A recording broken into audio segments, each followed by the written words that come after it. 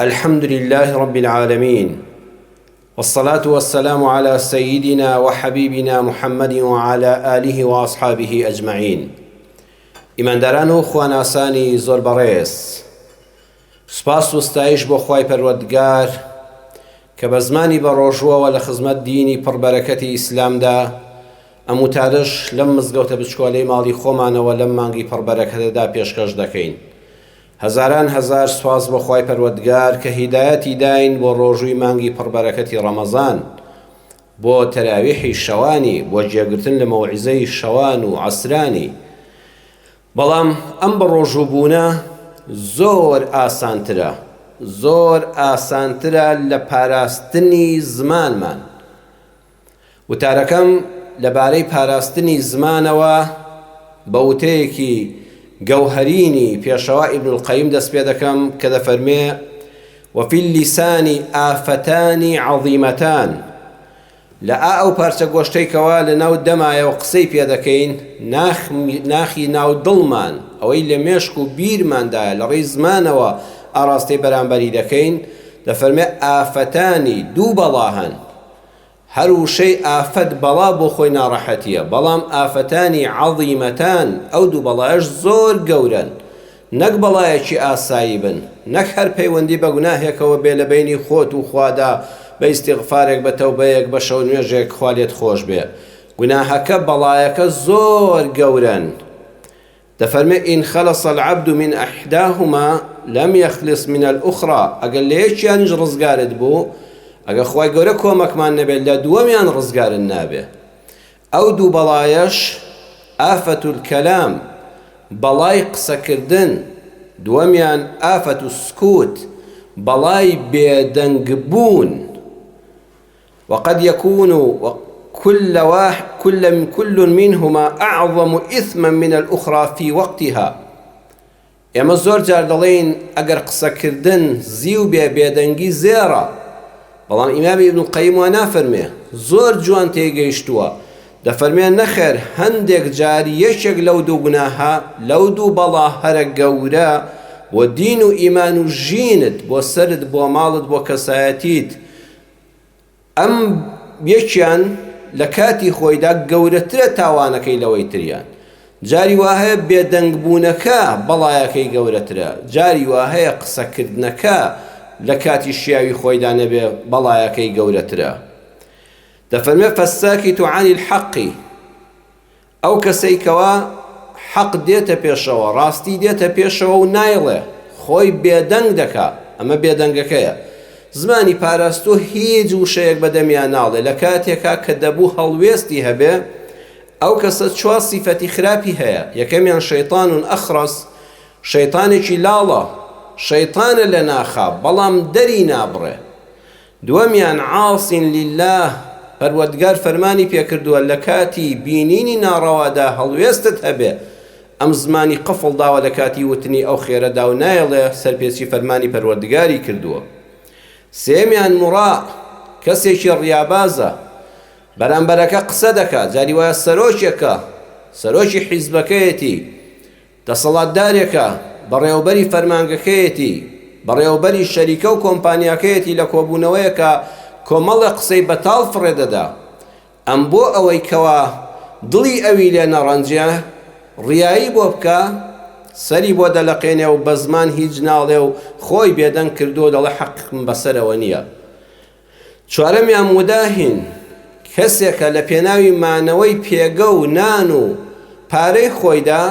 موچەی پیسی خۆیدا ئامادەیە موداهەنە بکە. موداهەنە ئەوەیە دینەکەی دەدۆڕێنێ، کەسایەتی دەدۆڕێنێ، ئازادی و سەربەرزی خۆی دەخاتە ژێر پرسیارەوە، زمانی خۆی دەبەستێ بۆ ئەوەی شوێنەکەی پێلەق نەبێ، بۆ ئەوەی دەرنەکرێ، بۆ ئەوەی نان بڕاو نەبێ، هەموو سوکایەتێکی دین و ژینی قبوڵە پەنا بەخوا. دەفەرمێ: ئیذا لەم یەخف عەلا نەفسی. بەو مەرجەی ئەو کەسە لە نەفسی خۆی نەترسێ. بەڕێزان لێرەدا مەبەستی ئەوە نییە لە کوشتن بترسێ.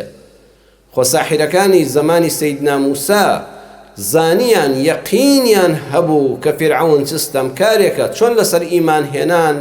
لەسەریان دەدا، بەڵام وتیان بێمنەت بە فەقضی ما ئەنتە قاض، چیل لەدەست دێ ئەوە بکە،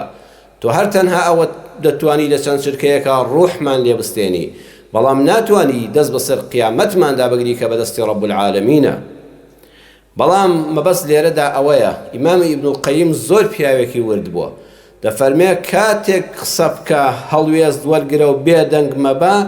ئەگەر نەدەترسای لەسەر ئەوەی کە پەشیمانی دەربڕی لە قسەکانت، پێشتر خەرمانێک لە چاکە و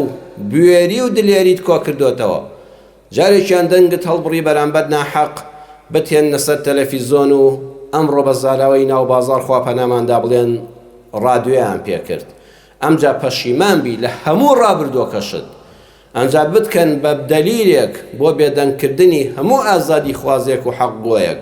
ئەگە بەرگەی ئەوە نەدەگرت و ڕادیۆیان پێدەکردی هەر بێدەنگبی باشترە. دووەمیان والمتەکەلم بالباطل، دووەمیان ئەو کەسەیەکەوە قسەی ناشەرعی ناڕەوا بەتاڵ بێبنەما دەکا، ئەو کەسیان هێشتا گوناهەکەی دەفەرمێ بچووکترە، چونکە دوو سیفەتی پاڵداوە، یەکەمیان شەیطان و ناتق، ئەو کەسی کە قسەی ناڕەوا و ناشەرعی و بەتاڵ و بێبنەما دەکا دەفەرمێ شەیطان و ناتق، ئەوە وتەبێژی شەیطانە. شەیطان بۆ خۆی دانیشتووە ئەڵێ کاک فڵان کەس خات و فڵان کەس تۆ وتەبێژی من بە بۆ دەربڕینی ئەو قسە ناشەرعی و ئەو قسە بەتاڵ و بێمانا و بێناوەڕۆکانە. دووەمیان عاسین لله، پەروەردگار فەرمانی پێکردووە ئەم نیعمەتی زمانە لە چاکەدا بەکاربێنە، کەچی ئەو سەرپێچی فەرمانەکانی پەروەردگاری پێدەکا و دژایەتی شەریعەتەکەی پێدەکا، ئەوە سەرپێچی فەرمانی خوای پەروەردگاری کردووە. کەواتە هەندێک بێدەنگی گوناهەکەی قورسترە و بەڵاترە لە هەندێک لە قسەکردن. ئێستا جەنابەت لەم وتارەدا دەپرسی ئەی مامۆستا چار چییە؟ قسە بکەین هەر خراپ بێ، بێدەنگ بین هەر خراپ بێ؟ نەوەڵڵا ئێمە پێشەوایەکمان هەیە، ئێمە نووری چاومان هەیە، ئێمە ڕابەری دنیا و قیامەت و شەفیعی مەحشەرمان هەیە. محەممەد صلی الله عليه وسلم ڕوحم بە قوربانی خۆی و ناو و ڕێباز و بەرنامەکەی بێ، دەفەرمێ من كان يؤمن بالله واليوم الآخر فليقل خيرا أو ليصمت. لصحيح بخاري ومسلم فرمودك هاتوا هل كسك إيماني هي بالله، إيماني هي باليبرسين ويروجي دواي، إيماني هي بپاداشتي بهشتو سزاي دوزخ، شاولي بيوست بإيمانه وأنبابته. شون روجوكد لبر إيمانك يا أيها الذين آمنوا كتب عليكم الصيام، بخواز مانكشت أوا بيوست بإيمانك توا. هل كسك إيمان داري راستقين بيد بأميتيابه سيري خودك بزانواي من كان يؤمن بالله واليوم الآخر فليقل خيرا، با خير بلا أجزاني قصة خيرك باجنية، أو ليصمت بعد دمي خوي بقري وزماني بقري وبيدنق به. ذا سرنجي وردي أنفر مديبدا والله أما بس لرسول الله صلى الله عليه وسلم دوشيتوا لا يقدر لسنو شيء كما هم جوهر ما بيشكشكا بخوا همو فيلسوف كان دنيا كوب كيتوا همو أواني لبواري كومال ناسي ودرون ناسي أتكيت يقصى كردنا كتابي شن مجلدات دنوسن والله نأتوانا وكو بيغنبري خوا صلى الله عليه وسلم لسنو شيء لا يقدر همو أمشقاري ما بيشكشكا سيري وردي فرمودك كان فرموي فليقل خيرا، خير بڵێ کاکە خێر بڵێ، بەڵام وشەی خەیرەنی بەکار هێنا، نەیفەرموو فەلیەقل حەقا، هەر کەسێ ئیمانی بەخوا بە ڕۆژی دوایی هەیە بەردەوام با حەق بڵێ، نەیفەرموو فەلیەقل صدقا، ئەوەی وتت با ڕاست بێ، هەموو ڕاستیەکان لە کاتی خۆیدا بڵێ، نەیفەرموو فەلیەقل عەدلا، بەدادپەروەری بدوێ قسەکانت با عەدالەت بن، ناوەڵا فەرمووی فەلیەقل خەیرا، با خێر بڵێ، چونکە خێر هەم حەقی تێدایە، هەم ڕاستگۆیی تێدایە، هەم دادپەروەری تێدایە. بەڵام جار هەیە ئاگاد لێبێ کەلیمەت و حەقی نورید و به الباطل، کەسەکە قسەیەکی حەق دەکا لە ڕووکەشدا هەموو کەس دەڵێ وەڵڵاهی وایە ئەم قسەیە جوانە، ئاەتێکی قورئانت بۆ دێنێتەوە کاکە من بە قورئان قسە دەکەم، من بە قورئان و فەرموودا قسەتان بۆ دەکەم، بەڵام مەبەستێکی تری هەیە، مەبەستێکی شاراوە لە پشتی ئەم حەقەوە هەیە، ويا پیغمبر صلى الله عليه وسلم نيفرمو فليقل حقا فليقل خيرا أبي أم حق وتنبو خير به لشوي قرآن أماجب وكراوا لسورة الشعراء آتي هجددا كاتك موسى سلامي خواهي پروردگاري لسر به لقل هاروني براي سلامي خواهي لسر اويشو همو پیغمبرانيش به صلى الله عليه وسلم پروردگار فرماني پێکردن بڕۆن بۆ لای فرعون چوونە لای و پیانوت کە ئێمە پێغەمبەری خی پەروەردگارین یەکسەر فرعون پێش وڵامدانەوەی هیچ بابەتێک ڕووی کردە موسا وتی ئەلەم نوڕەبیکە فینا وەلیدەن وەلەبیثتە فینا من عموریکە سینین موسا لەبیرت چۆتەوە کە بە منداڵی بەخێومان کردی لە لای ئێمە گەورە بووی بەخێو کرای پاشانش ساڵانێکی زۆر من عموریکە لە تەمەنی زۆرت نزیکی 40 ساڵ لە ناو ماڵی ئێمەدا لەم کۆشکەی مندا نانت خوارد و خەوتی و پلە و پایەت هەبوو واتە بیری هێنایەوە دەبوایە ئێستا نەک داوام لێ بکەی من شوێن کەوتوی تۆ بم و واز لە بیر و باوەڕ و لە خوایەتی خۆم بێنم دەبوایە تۆ کوڕێکی گوێڕایەڵ بوویتایە ئەگەر سەرنج بدەی کەسێک سەیری ژیانی سەیدنا موسا بکە عەلەیه السەلام ئەڵێ فرعون ڕاستی کردووە بە منداڵی لە ماڵی ئەوان بەخێو کراوە تەمەنی گەنجی لە کۆشکی فرعونە بەسەر بردووە بەڵام ڕاستیەکەی ئەوەیە ئەی فرعون ئەگەر ئەم قسە حەقە دەکەی ئەی بۆ ناپرسی بۆ لە منداڵی لە لای دایکی نەبوو هاتە کۆشکەکەی تۆوە ئاخر ئەوە ستەمکاریەکەی تۆ بوو کەوا لە دایکی کرد خدا ڕێنمایی کرد و خستە تابوتێکەوە بە دەریای نیلی دادا و هێنایە کۆشکەکەی تۆوە آخر ئەوە ستەمکاریەکەی تۆ بوو کە لە تەمەنی گەنجەتیدا نەیوێرە لە ماڵی خۆیان بێ ئەوە تۆی ستەمکار بووات لەم منداڵە کرد ژیانی منداڵی و تەمەنێکی زۆری گەنجەتی لە ماڵی تۆدا بەسەر بەرێ ئەینا خۆ دایکی خۆی هەبوو خۆ برا و خوشکی خۆی هەبوو خۆ عایلە و خزم و کەسوکار و قەوم و نەتەوەی خۆی هەبوو باسی ستەمکاریەکەی خۆی نەدەکرد تەنها منەتی ئەوەی بەسەرا دەکرد کە تۆ بە منداڵی لە لای من بەخێو کراوی خەڵکانێکی شەن لەم سەردەمەدا عینی فرعون ئاسا بابەتێک دەوروژێنن خەڵکێکی ساویل کە بەس بە ڕووکەش بین ئەڵێ وەڵڵای برا قسەکەی حەقا بەڵام ئەم قسە حەقە لە پشتیەوە بەتاڵێک هەیە بۆیە سەروەرمان صلی الله عليه وسلم نەیفەرموو فەلیەقل حەقا نە فەلیەقل خەیڕا بەخوا حەقەکەش دەبێت لە بەستی خێرا بوترێ نەیفەرموو فەلیەقل صدقا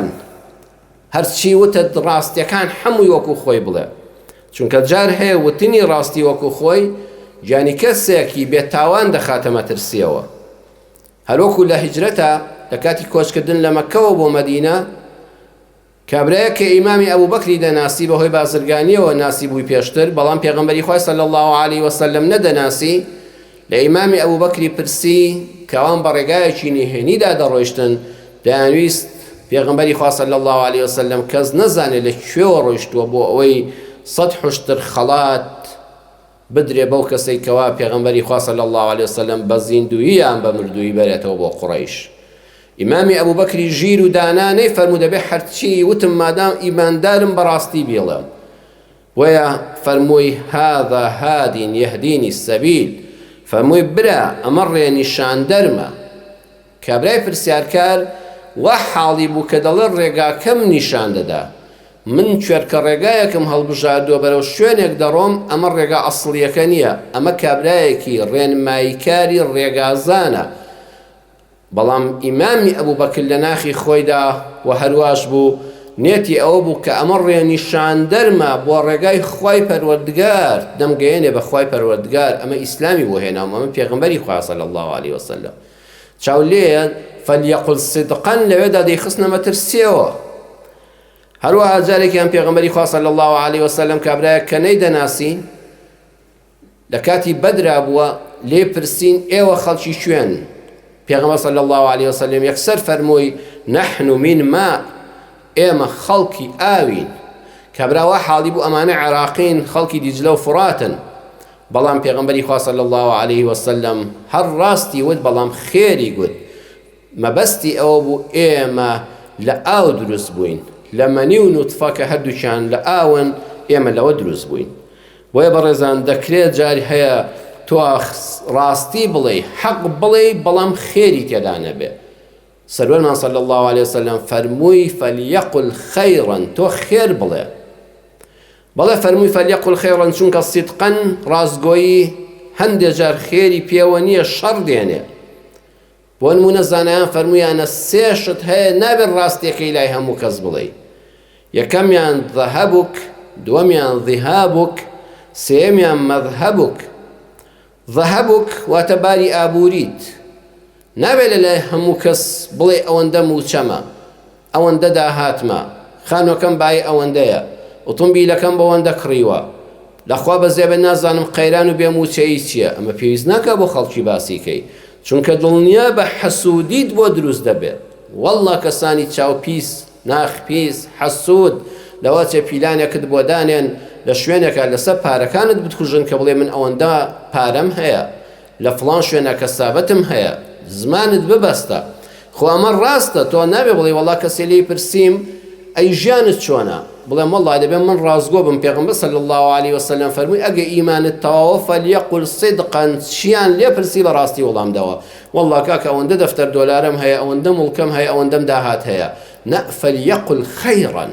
خەیر چییە بڵێ سوپاس بۆ خوای پەروەردگار ئەلحەمدولله قەرزار نین ئەمە قسەیەکی جوانە هەم سوپاسی خوات کرد هەم قەرزار نین کابراوە حاڵی دەبێ هەر ئەوەیە ڕۆژانە دەژی تۆش ڕاستە دووتووە بەڵام خێرت گوت ئەوت لە حەسوودی پاراست و ژیانی خۆش و سەرەت و سامانەکەشت سەلامەت کرد ئەلحەمدولله قەرزار نین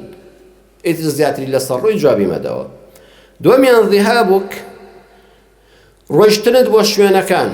پێویست ناکە بۆ هەموو شوێنێک ڕازگۆیانە بڵێ وەڵا ڕێک لە لای فڵان کەس بووم با نمونەیەکی جوانتان بۆ بێنمەوە کە زیاتر بابەتەکەشی کاتەوە جەنابەت دۆستی لەگەڵ دوو کەسە بەڵام یەکیان بەهۆی بارودۆخێکەوە بەهۆی ڕووداوێکی ناخۆشی نێوانیانەوە زۆر ڕقی لەوەی تریانە ڕقیان لە یەکترە چووی بۆ لای ئەم برادەرەیان لە ماڵی ئەوان هاتوویتەوە لە ڕێگادا تووشی برادەری یەکەمت دەبی ئەڵە فڵان کەس لەکوێ بووی ئەگە بڵێ لە لای فڵان کەس بوون کە ئەم زۆر ڕقی دەیەتی بەڵام دۆستی تۆیە باوەڕتان بێ ڕقی لە تۆش دەبێ چونکە وتراوە مەبغوض محب المبغض مبغوض محب المبغض مبغض هەر کەسێک ئەو کەسەی خۆشویست کە تۆ ڕقت لێیەتی واللهی ئەویش بێزرا و ڕق لێ براو دەبێت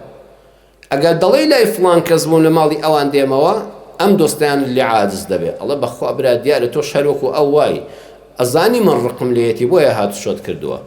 ئەی چی بڵێ ڕاستیەکە مەڵێ حەقەکە مەڵێ فەلیەقل خەیڕەن خێرەکە بڵێ وەڵا سەردانی دۆستێکم کرد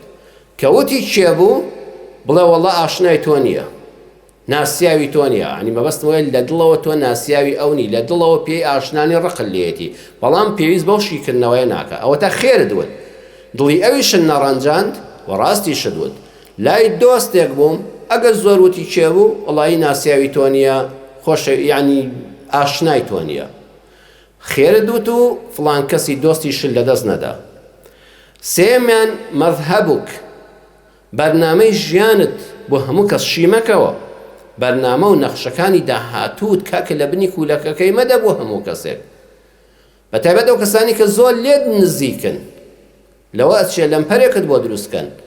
لە قورئانی پڕبەرەکەت و بەخششا لە سەرەتای سوورەتی یوسوفدا کاتێک کە خەونە جوانەکە دەبینێ پڕمانە و پڕ داهاتۆ گەشەکەی یوسفی لێ دەخوێندرێتەوە یعقوبی باوک پێغەمبەری خوا زانا و دانا دڵسۆس دڵ پڕ لە ڕەحم بۆ هەموو منداڵەکانی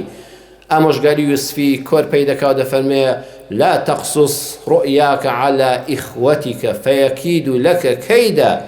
إن الشيطان للإنسان عدو مبين ڕۆڵە گیان یوسف گیان تکات لێ دەکەم ئەم خەونە ئاوا بەم وردی و جوانیە بۆ براکانت مەجێڕەوە بۆیان باز مەکە چونکە لەوە چێ پیلانێکی گەورەت بۆ داڕێژن و بەهۆی ئەوە تووشی بەڵایەک ببی ئەنجا دڵی شیەداتەوە بۆ ئەوەی یوسفیش دڵکرمێنە بێ بەرامبەر بە براکانی بڵێ ئەو برانم دیارە زۆر پیسن یەکسەر باسی شەیطان دەکە إن الشيطان للإنسان عدو مبين ڕۆڵە گیانەوە شەیطانە هانی براکانت دەدا کە بزانن دۆ ئەم دوا ڕۆژە گەورەت هەیە کە بەهۆی ئەم خەونەوە مژدەت پێدراوە وەڵا لەوە چێ شەیطان بچێتە بن کڵێشیان و بچێتە ناخ و دەرونیانەوە و کارێکی خراپت بەسەر بێنن هەم دڵی یوسفی ڕاگرت هەم ئامۆژگاری کرد ئەوە قسەی خێرە بەڕێزان ئەگە بێت و ئینە الشەیطانە لیلئینسانی عەدوو مبینی لەگەڵنەوەی ئامۆژگارەکە بۆ یوسف دەبووە ڕق و قین وەیە کۆتایی سوورەتی یوسفیش تەماشاکەن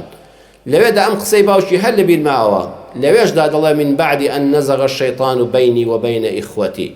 دوای ئەوەی شەیطان هاتە نێوانی من و براکانمەوە ئەها باوکی لە سەرەتای سوورەتەکەەوە پێوت ڕۆڵە شەیطان دەچێتە بن کڵێشێ براکانتەوە ئەگە بزانن تۆ ئەم پلە و پایە و ئەم حرمەت و ڕێز و داهاتوە گەشەت دەبێت بۆیە جەنابی شت دەکرێ لە لای هەموو کەس بە تایبەتی ئەوانەی کە سوکاری خۆتن ئەوانەی هاوڕێی نزیکتن تیان ڕانابینی کە دڵ و دەرونیان زۆر خاوێن بێ و لە شەیطان دوور بن شتەکانی خۆتیان بۆ باز مەکە با ناوان تووشی خراپەیەک بن نەتۆش تووشی بەڵایەک بی بەڵام ئێستا جەنابەت دەپرسی مامۆستا یعنی نابێ هیچ قسەیەکی ژیانم بۆ هیچ کەسێک بکەم ئەی جاری وای پێویستیم بە کەسێکە نە ئەگەر کەسەکەت بۆ دەرکەوت لە بۆتەی تاقیکردنەوەدا بۆ دەرکەوت بەڕاستی کەسێکی مەردە بەڕاستی کەسێکی شیاوە بەڕاستی کەسێکە دەکرێ متمانەی پێ بکەی چونکە جوانیت لێبینیوە ورد و درشتی خۆتی بۆ باسکە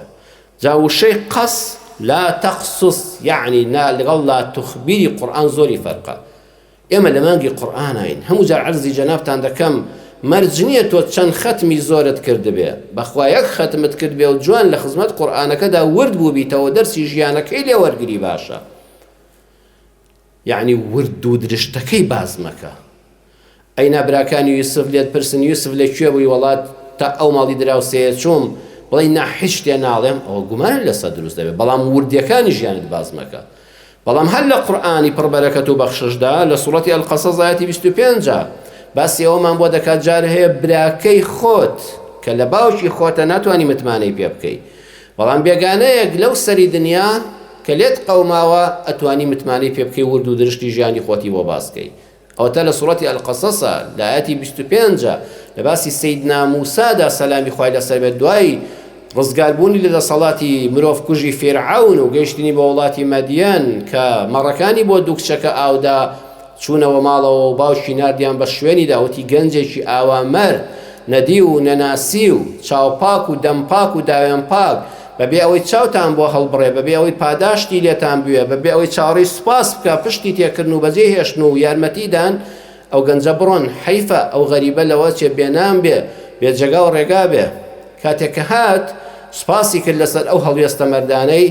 سەیدنا موسا هەر بەو چەند دەقیقەیە بۆی دەرکەوت ئەمانە ماڵێکی خانەدانن ئەمانە ماڵێکی وەفادارن ئەمانە ماڵێکن دەکرێ متمانەیان پێ بکەی ئەمانە کارێکی نیو سەعاتی سەعاتیان لەبەر چاوە بەخوا ناتفرۆشن بە دوژمن دەنگ و باس لە ئاشکرا ناکەن وەیە فەلەمما جاءه وقص عليه القصص قال لا تخف نجوت من القوم الظالمين سەیری وردی و شەکانی قورئان کەن فەلەمما جاءه چوو بۆ لای پیرەمێردە بە ساڵە چۆکە لە جێگادا کەوتووەکە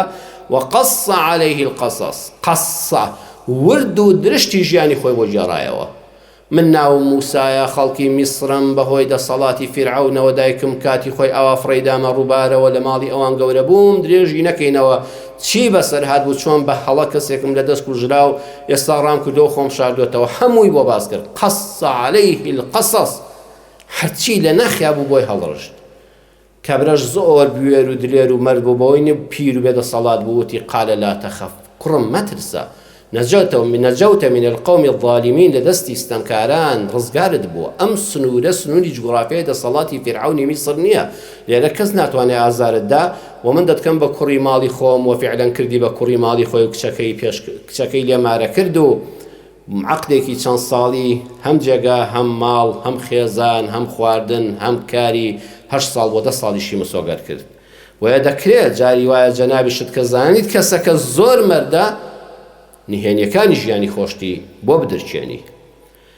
جار هەیە بە وتنی ڕاستیەکە وەکو خۆی هەمووت هەمەنت بەدبەخت دەبێ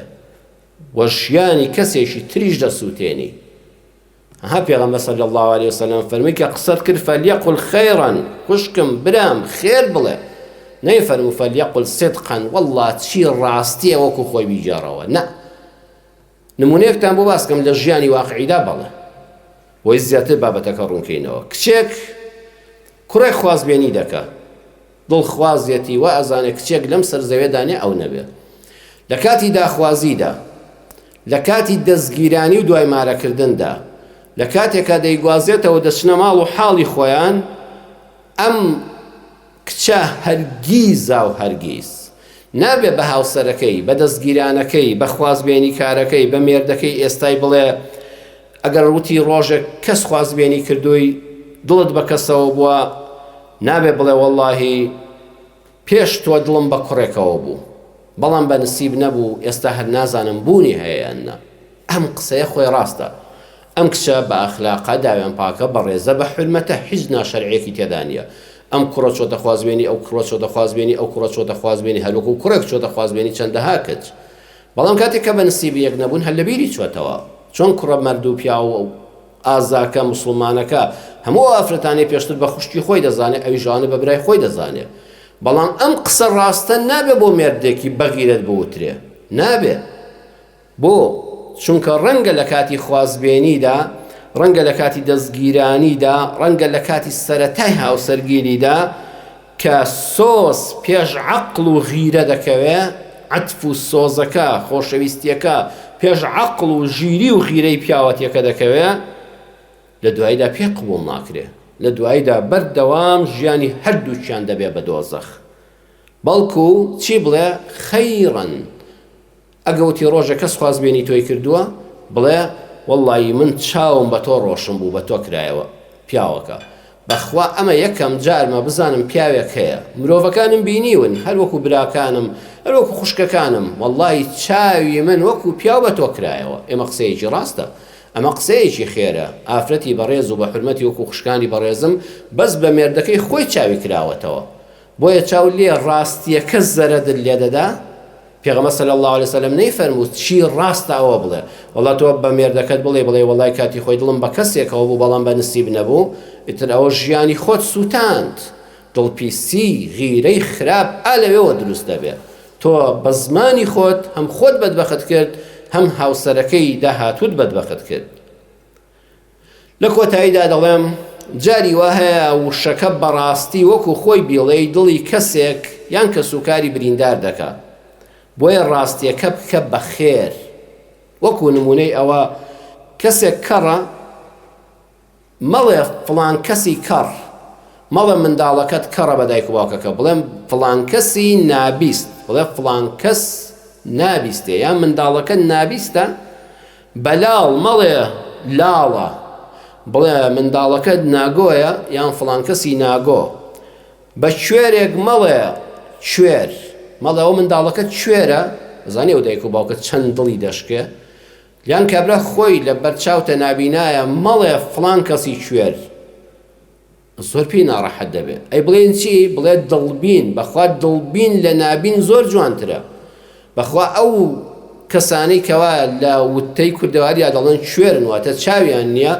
ئەوانە دڵیان دەبینێ کە من و تۆ دڵمان نابینێ. نە، بڵێ فڵان کەسی دڵبین، بڵێ ئەم منداڵە چاوگەشە دڵبینە، تۆ چەند دڵی دایک و باوکەکە پێی خۆش دەبێت. ئەی ئەگەر بڵێ کوێرە، وەڵڵاهی دڵی زۆر پێی ئازار دەخوا. خۆ کوێرەکەش هەر ڕاستە، خۆ کوێرەکەش هەر حەقە. نە، بڵێ فەلیەقول خەیڕەن، خێرەکە بڵێ، با زمانت خێری پێدا بێ. کۆتایی وتارەکەمان بەمەهێنا، ئەم بابەتە بەڕاستی زۆری دەوێت.